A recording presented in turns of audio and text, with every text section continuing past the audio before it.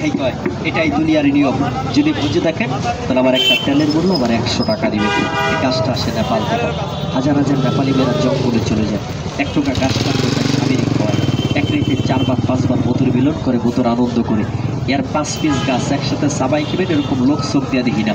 এই গাছটা খাইবেন কারা? যারা বলছেন আমার এক নালে প্রস্রাব 2 নালা আসে, প্রস্রাব করতে বসলে এরকম শোলটা জাকি মারে, কিটকিট করে জ্বালা পোড়া করে, মরিচের মতো জ্বলে, আটকা আটকা বেজ্জা বেজ্জা প্রস্রাব আসে। এই গাছটা চাবাই খেবেন। যদি প্রস্রাবের রাস্তায় কোনো ময়লা থাকে এটা ক্লিয়ার করে দেয়।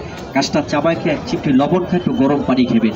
এই গাছটা খেবেন কারা? যারা বলছেন আমার মুখে থেকে বিচ্ছিরি দুর্গন্ধ পায়, গাছটা চাবাই খেবেন। 30 সেকেন্ডে মুখের দুর্গন্ধ সরাইয়া মুখের ভিতরে সুগান আনন করবে।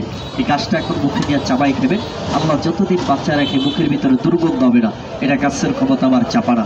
তবে একটা তেলের মূল্য যিনি 100 টাকা আমারে দিবেন তার একটা গাছ খেতে দিন, গাছের দামটা নিব না।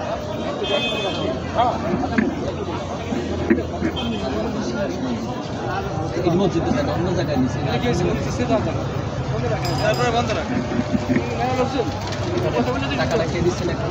তবে একটা তেলের মূল্য যদি 100 টাকা আমার দিবেন, তবে একটা গাছ আমি আপনার একটা দিন, গাছের দামটা নেব না। বিসমিল্লাহ, গাছটা মুখে দিয়ে চাবাই খায়। এই গাছটা এখন মুখে দিয়ে চাবাই খায়। ভাই ভিডিওটা আপনারা করেন, ভিডিও করেন, ভিডিও করতেছেন, ভিডিও করেন, সমস্যা নাই তো, আপনি ভিডিও করেন না আমি বলছি।